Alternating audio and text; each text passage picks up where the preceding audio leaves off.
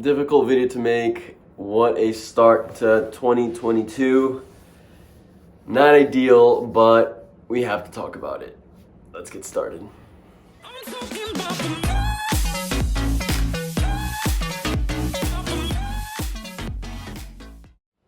What's up, guys? Welcome back to El Merengue. Not the best way to get started off to the year, which, by the way, Happy New Year's to everybody. 2022 is upon us, and hopefully it brings back, not back, well, I guess you could say back, but hopefully it brings a lot of new memories to Real Madrid and the world overall. Trying to start on a positive tone because it's about to get real sad. I'm just kidding.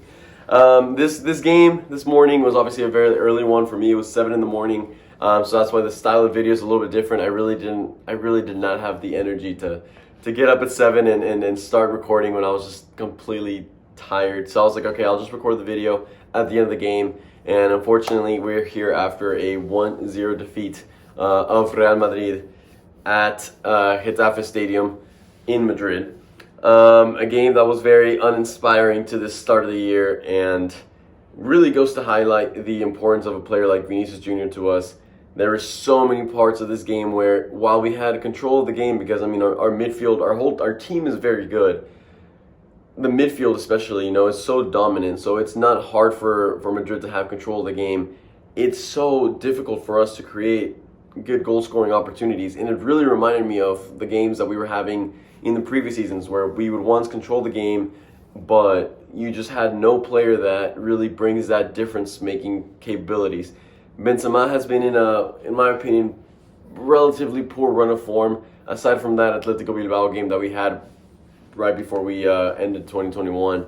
He's been, in my opinion, really stagnant, really lacking off the ball movement. He is not seeking the ball as much, and when he does get the ball, he's a little bit slow on the ball. And then when you combine that with the fact that Vinicius Jr. wasn't able to play this game due to being testing positive for COVID, it really was a disaster. So Madrid is a team that is very difficult to beat. This team is very difficult to beat as long as we don't beat ourselves. And that's exactly what we did today. Militao was coming from, obviously, an amazing 2021 year. And not just an amazing 2021 year, but an amazing month in which he was actually named Real Madrid's Player of the Month for December. And he had a really bad start to the game. It was a minute 9. And Toni Kroos actually wins the ball back for us. The ball that falls on Militao, and he has, a good amount of time. But instead, he makes the poor decision of turning around, and he got caught in, I guess, 2 different choices to make. And in that time, Unal takes the ball from him and puts it away. So it was not a promising start. However, Real Madrid was actually able to bounce back pretty well from that poor start. They right away hit the crossbar. Luka Modric had a really good play in which he just killed the ball, hits the crossbar. Another chance also for Luka Modric. A shot from outside the box that the goalie comes off with a miraculous save. And somehow we were still down 0-1, even though we were actually playing really good and creating good opportunities. Opportunities that, were good, but were being forced, and it had to be from outside the box, from options that were not optimal for Real Madrid to score. Because right away, if Getafe is already, just like Cadiz, just like, a lot of these La Liga teams that are in the lower parts of the table, they're just going to sit back and defend. And so what happens? Getafe finds himself in a position that they're up 1-0 within the first 10 minutes with 5 defenders, 4 midfielders. We knew very well how this game was going to progress, right? It was going to be a Getafe that was going to be parking the bus all game long, and Real Madrid just trying to break it down, and that becomes especially difficult when you don't have someone that is more willing to take players on. Rodrigo, well, he's probably in that starting lineup. We had Asensio in the right wing, Rodrigo on the left wing, and then Karim Benzema. Rodrigo being the player that's closest to Vinicius' capabilities, because Hazard can't do it anymore. Rodrigo being the closest difference maker that we had was really struggling to dribble and take players on, so he wasn't providing that difference that we really needed in this game. And it was really unfortunate because Marco Asensio was also very, it was one of those games for Marco Asensio when he's just where he's just really not there. I already mentioned what I had to say about Karim Benzema. So it was really just like the midfield trying to get things going, but the offense really not helping them out. On top of that, like I said, Getafe was just parking the bus, making it really difficult for Real Madrid to penetrate. And yep, there were the first 45 minutes, very little chances created aside from the shots that Modric had. And it was just looking like it was going to be one of those games. I was praying that we were going to get a goal before the first 45 minutes were over, and that would have allowed to calm down our nerves a lot. But as those minutes grew, the moment we hit minute 30, you could start to feel that anxiety building up in Real Madrid, that pressure, and knowing that they were still down 1-0. So I think that is definitely one thing that this team can improve on, just being able to calm down and just keep taking the game as it goes. And then second half, it was just more of the same. Ancelotti tried to make subs. He took out Asensio for Eden Hazard, and then swapped wings with Rodrigo. So Eden Hazard was back on the left, and then he actually took out Mendy for Marcelo. Marcelo, who I actually thought had a pretty decent half, didn't really have any mistakes. Granted, the main reason for that, which I think Ancelotti did a good job realizing, is that Getafe was not going to attack a lot. And if they did, it was going to be a counterattack, and you have fast players like Militao, Alaba, who are back there that will cover Marcelo's ass.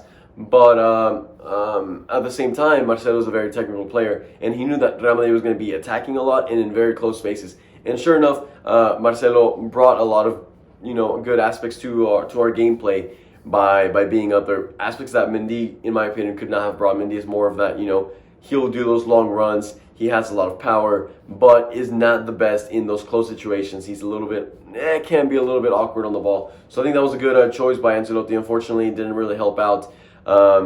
However, Hazard on the other spectrum, it's really frustrating to watch him play at this point, because he gets the ball, he tries to do something, and he either falls because he's trying to get the ref to call something for him, or just doesn't have the necessary explosion to get past the player anymore.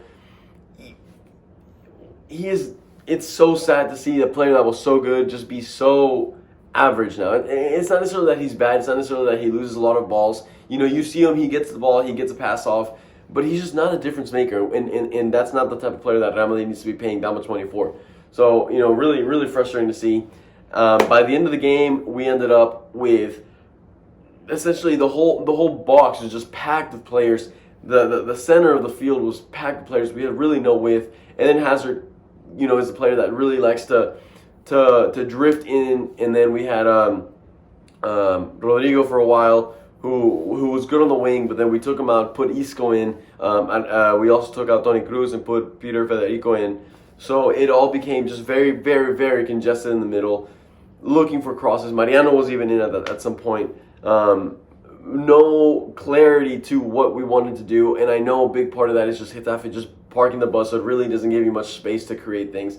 But yeah, no width to our game, and it's just frustrating because we literally beat ourselves this game. Had Militao not had that moment of just losing concentration, then this game would have been a completely different story, because Getafe, even though while they still would have parked the bus a little more, they would have tried to seek us out a little more during the game, and we would have found more spaces. So we literally did this to ourselves. A very crappy start to the year, without losing our undefeated streak of 11 games, losing probably some sort of streak of not scoring a goal, really showing what this team is like without Vinicius Jr. in there, which is very, very, very interesting, because that's something that a year ago we would not have been saying. So now we're 2 games ahead of Sevilla. Obviously, still 8 points ahead of them, but they can easily win those 2 games, and now our lead is cut down to just 2 points. It's fine. It's not anything to start panicking. It's going to be, like I said, a long season. I still very much believe that Real Madrid should not be losing this league, and they have half a hand already on the trophy. But with that being said, they cannot allow for these moments of these brain farts of games, because there's going to be a lot of times where this happens. This is going to be a very recurrent thing in La Liga, especially if teams start realizing that this is exactly how Real Madrid struggles. They can very much use this to their advantage, really. So not a good start to the season or to the year. But with that being said, let's hope that from here on out it starts to improve. We have a game this week, the first game of Copa del Rey against Alcoyano, the team that actually eliminated us last year. So we can expect a very similar type of game where a team is going to be defending for their lives. Hopefully Vinicius Jr. comes back soon. We'll have Camavinga back as well. Ancelotti, like I said, needs to start rotating players. Once again, this game, he didn't really rotate anyone. Same defense, same midfield, and then up top, same offense, aside from the fact that obviously Vinicius couldn't play. Ancelotti needs to start rotating players so they can get, bigger breaks and they won't be as burnt out for the end of the season. That's going to be crucial to the rest of this season. Aside from that, Atletico Madrid plays Rayo Vallecano as I'm recording this video. So maybe Rayo Vallecano can take some points away from them and just keep them at bay, not let them get too excited about getting anywhere close. Rayo Vallecano has a lot of positive COVID players, so we'll see how that goes. With that being said, I want you to leave your comment down below. Let me know what your thoughts of the game were. I know it was a very frustrating one to watch with a very stagnant Real Madrid. Hopefully, like I said, it improves as the year moves on.